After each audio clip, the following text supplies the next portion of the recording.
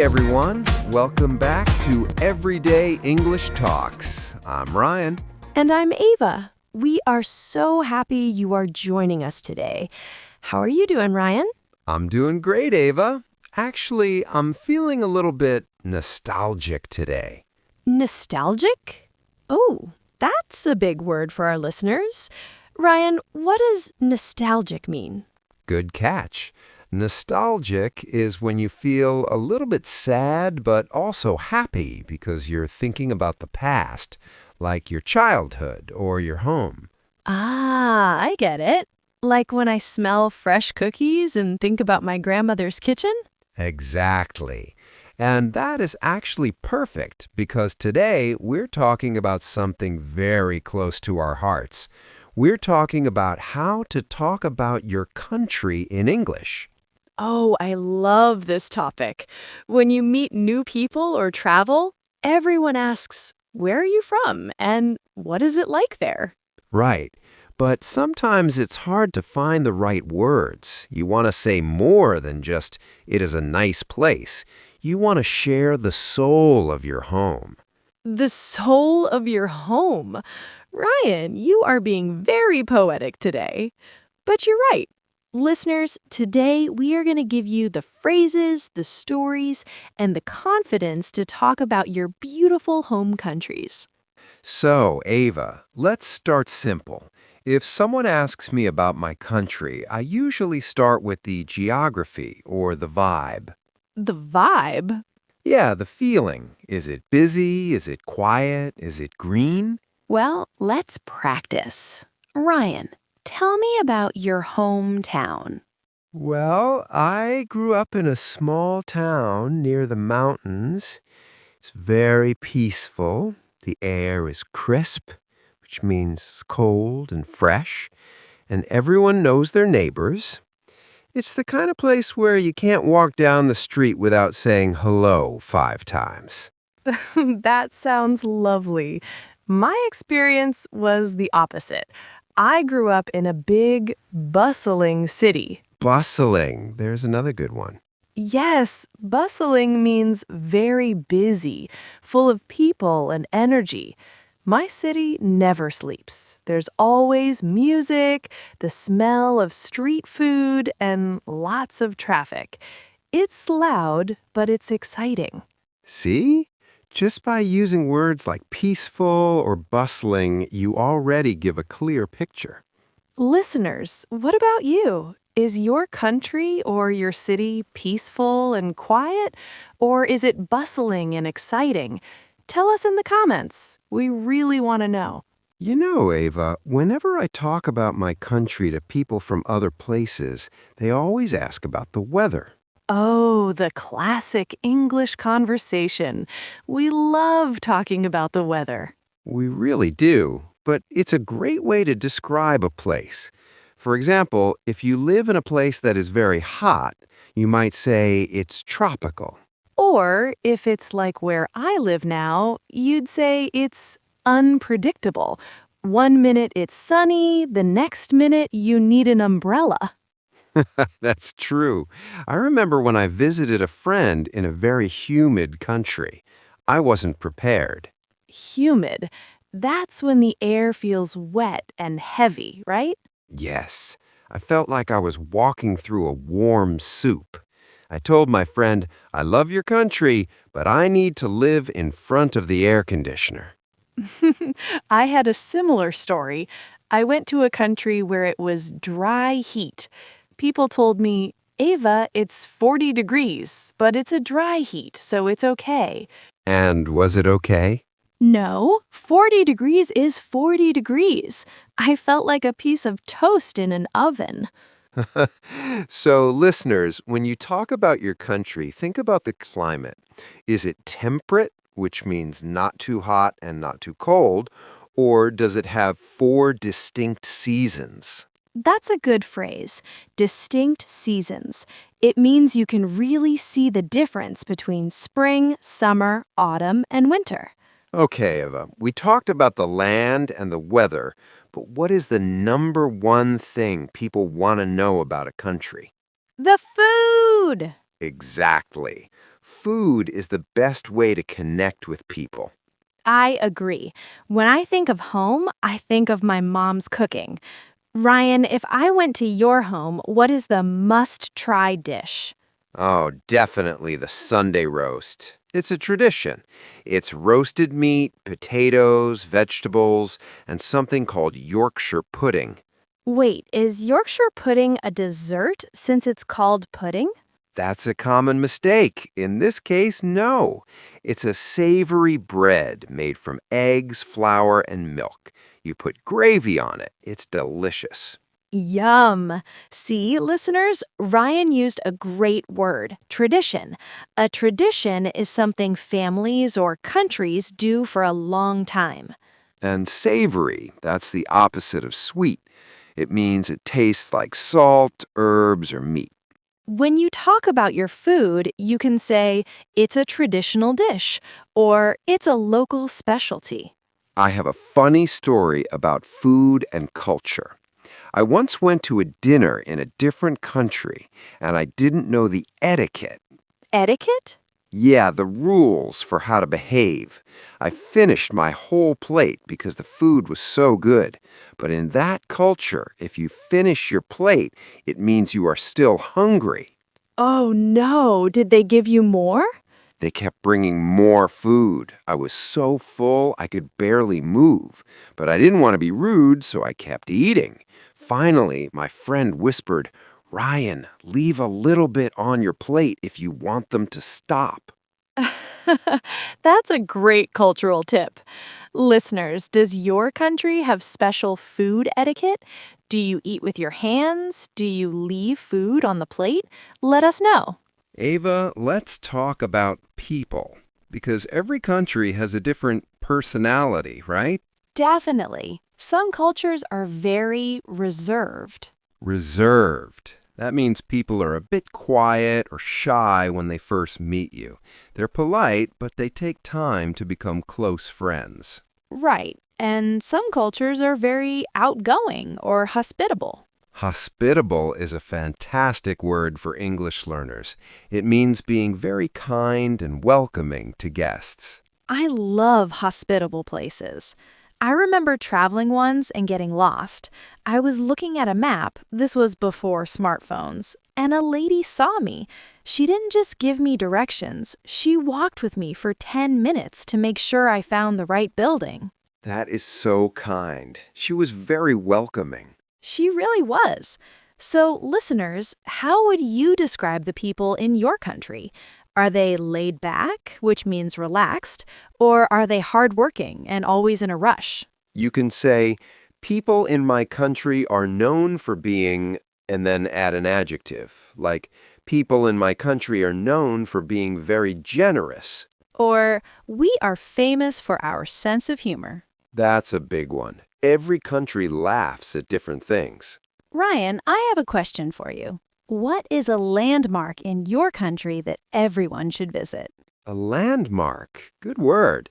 That's a famous building or a natural place that people recognize, like the Eiffel Tower or the Grand Canyon. Exactly. Well, everyone knows Big Ben in London. It's iconic. But if you want to see the real beauty, you should go to the Lake District. It has stunning lakes and green hills. Stunning. That's a better word than beautiful, isn't it? It is. It means so beautiful that you are shocked. I like that. The view was stunning. What about you, Ava? What's a landmark from your home? There's an old castle on a hill in my city. It's ancient. Ancient means very, very old. Thousands of years, maybe. Yes, when you stand there, you feel the history. It's very atmospheric. Oh, atmospheric. I like that. It means a place has a strong mood or feeling. So, listeners, if I visited your country for only one day, where should I go? What is the most stunning or iconic place? Now, sometimes when we talk about our country, we have to talk about stereotypes. Oh boy, stereotypes. Those are the ideas people have about a country that might not be true for everyone. Right, like people think everyone in England drinks tea every 5 minutes. Wait, but Ryan, you do drink tea every 5 minutes. I've seen you. Okay, that one is true for me, but not everyone. Some people prefer coffee. And people think everyone in my country is a great dancer. I have two left feet. Two left feet. That's a funny idiom. It means you are a very bad dancer. It's true. I'm terrible. So, listeners, what is a stereotype about your country? Is it true or is it a myth? A myth is something that many people believe, but it's actually false. It's actually fun to talk about myths. You can say, a common misconception about my country is... Misconception. That's a slightly harder word, but very useful. It means a wrong idea. A common misconception is that it's always raining in London. Exactly, even though it does rain quite a bit. Ryan, let's look at some listener questions. We got a message from Hiro in Japan. Hi, Hero. What's the question? Hiro asks, how can I talk about the history of my country without using difficult words? That's a great question, Hero. You don't need to be a history professor. You can use simple phrases like, our country has a long history, or this city was founded hundreds of years ago. You can also talk about roots, like our traditions have deep roots in the past. Or you can talk about change. My country has changed a lot in the last 20 years. It has become very modern. That's a good point. You can compare the old and the new. For example, we have ancient temples, but also very high-tech skyscrapers. Skyscrapers, those very tall buildings in cities. Good word. Here's another question from Maria in Brazil. She says, I feel proud of my country, but I don't know how to say it in English without sounding arrogant. Oh, I understand that. You want to show love, not boast. Boast means to talk too much about how great you are. You can use phrases like, what I love most about my home is, or I'm really proud of our culture because... Yes, if you focus on your feelings, it sounds very natural and kind. You can say, I feel very lucky to have grown up there. That's perfect. It's not, my country is the best in the world. It's, my country is very special to me. Let's do a little mini storytelling section. Ava, tell me about a cultural shock you had when traveling. Oh, I have a good one. When I went to Italy, I learned about coffee culture. What happened? Well, I went into a cafe and ordered a latte in the afternoon. The waiter looked at me like I was crazy. Why? Apparently, in Italy, you only drink milky coffee in the morning. After 11 a.m., it's only espresso. That's so interesting. A cultural shock is when you're surprised by how people do things differently in another country. It was a little embarrassing, but it was a great way to learn. Now, when I talk about my own country, I always tell people, in my country, we do this differently. I had a shock with personal space. In my country, we like a lot of space when we talk, about 1 arm's length. And in other places? In some places I've visited, people stand very close. At first, I kept stepping back. I thought, why are they following me? Then I realized they weren't following me. They were just being friendly. You were doing a little dance. 1 step back, 1 step forward. Exactly. So, listeners, has anyone ever had a cultural shock in your country? Or did you have one when you traveled? Ryan, we should give our listeners some power phrases. These are short, easy sentences they can use right now. Great idea. Let's do a useful phrases list. Phrase number 1. My country is famous for... You can finish that with anything. My country is famous for its mountains. My country is famous for its spicy food. Phrase number 2. If you visit, you should definitely try... This is for food or activities. You should definitely try the local tea. You should definitely try hiking in the north. Phrase number 3. The best time to visit is... This is for the weather. The best time to visit is in the spring when the flowers are blooming. Phrase number 4. A typical day in my city looks like... This is great for describing life. A typical day starts with a strong coffee and a walk in the park. And phrase number 5. One thing that might surprise you is that... I love this one. It catches people's attention.